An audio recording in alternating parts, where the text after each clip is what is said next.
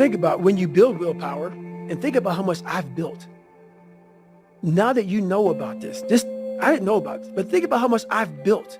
Everything I've ever done in my life, I didn't want to do.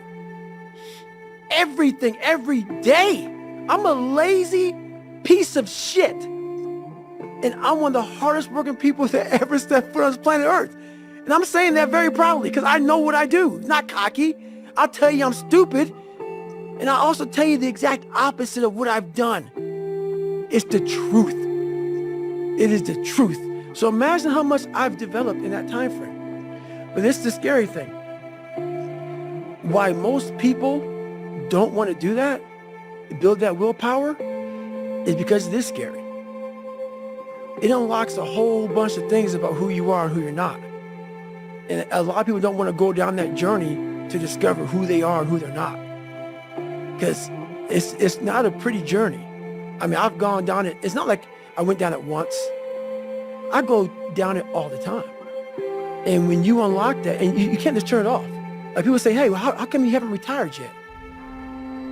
I built all this willpower. Do you think it's gonna let me just retire because my knees hurt? It's telling me every morning, I wake up like, man, my knees hurt, my legs hurt, my body hurts, but you can still run.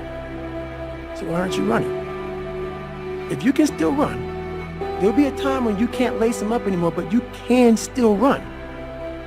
So I still run. When the time comes I can't run, the body will say, you just can't run. But if I can still do something, that willpower that I have created, it makes me do it every fucking day. And that's what they don't get.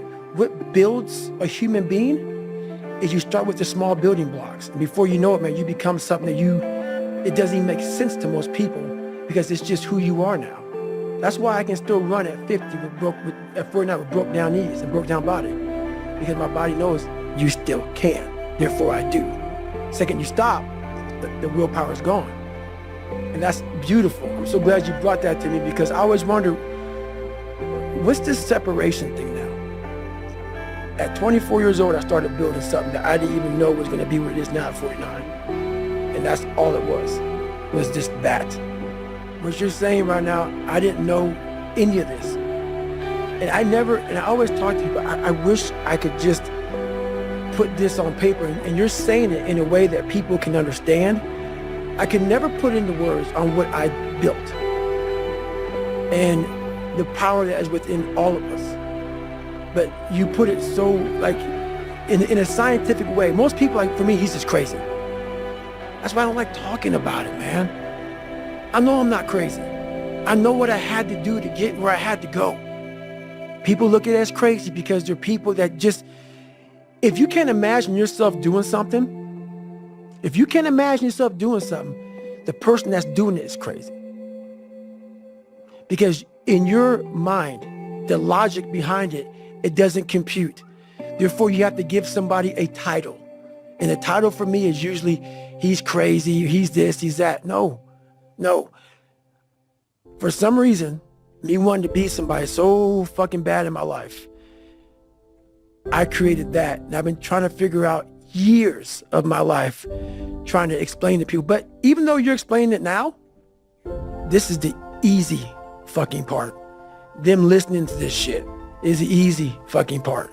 The part that why there'll always be the ones of ones is because putting that practice, putting that into actual work, no, man.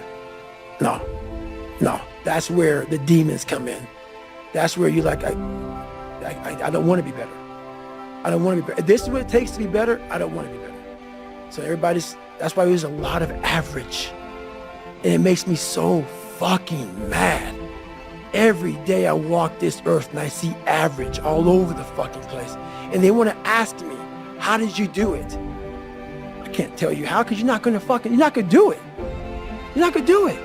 You're going to continue being out, because every day you wake up, like he says, like get the coffee, make the pancakes, kiss the girl, kiss the kids.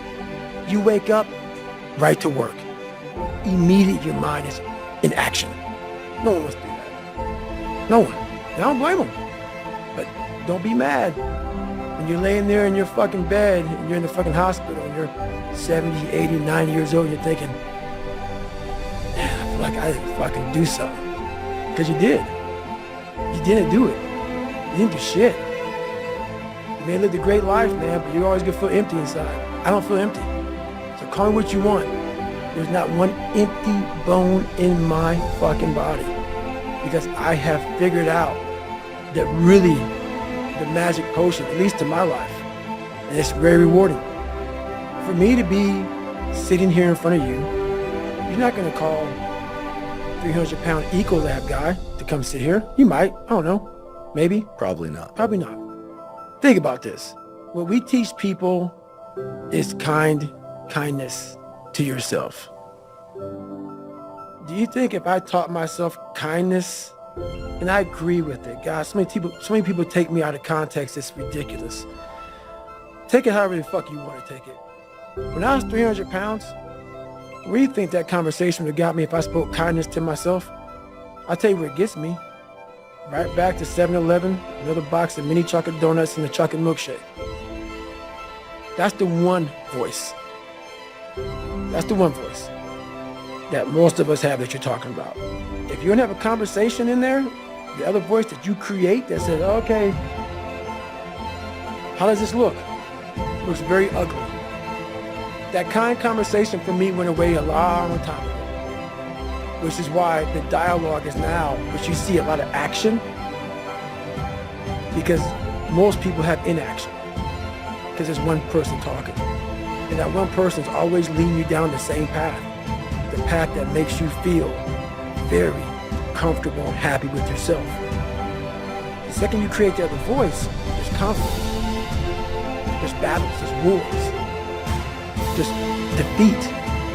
One thing I learned, I taught myself this, people go, I don't understand what you're saying. I'm gonna try to break it down real quick. I didn't teach myself victory first. I taught myself failure. I taught myself how to fail. People are like, that's so depressing, is it? When you're 300 pounds and you can't read and write, you're fucked up. You know how many times you're gonna fucking fail in that process? So if you don't know how to fail, there is no victory. I never talked about winning, because I knew the path to winning was going to be years of failing first. So I taught myself how to fail properly. No one teaches you how to fucking fail. But if you're going out for insurmountable fucking odds that make absolutely no fucking sense, a black kid that can't swim, 300 pounds, gonna be a Navy SEAL. Okay. You better teach yourself how to fail first. Because if you sit in failure for too long, you will never come out of it. So the first part of my success was learning how to fail properly. And then eventually, I started getting a few victories. But that's what people don't get. When you have buried yourself in such a deep fucking hole, better first talk about the failures you're gonna have first. That's when that other voice comes up. It tells you we gotta do something. It also tells you, boy, I'm not gonna lie to you, Goggins. You're in for a fucking climb, bro. You're gonna get your ass handed to you, made fun of, outside noise, the inside noise. Both voices are gonna be fucking telling you to go fuck yourself. You are in for hell, bro. I am. So I better learn to fail.